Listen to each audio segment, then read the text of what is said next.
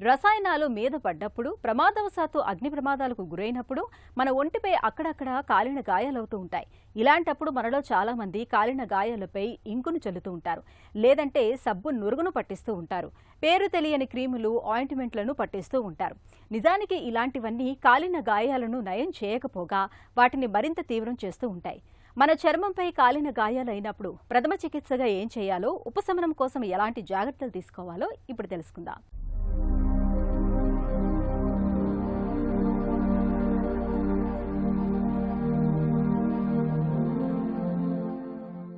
కాలిన గాయాల వల్ల కలిగే బాధ శారీరకంగానే కాదు, మానసికంగా కూడా మనిషిని కుంగదీస్తుంది.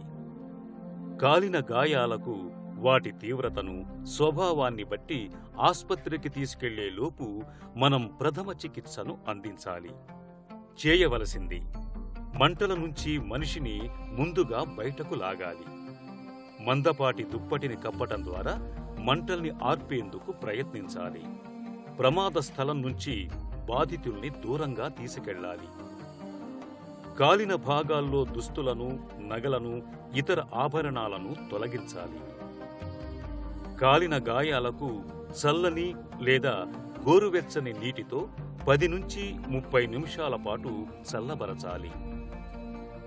కాలిన గాయాలపై చర్మానికి తగలకుండా పలుచగా ఉండే తెల్లటి వస్త్రాన్ని కప్పాలి. వీలైనంత త్వరగా ఆస్పత్రికి తీసుకువెళ్ళాలి. చేయకూడనివి: ఐస్ లేదా ఐస్ నీళ్లతో కాలిన గాయాలను కడగటం, తొడవటం చేయకూడదు. కాలిన గాయాలకు క్రీమ్స్ లేదా వెన్న పట్టించకూడదు.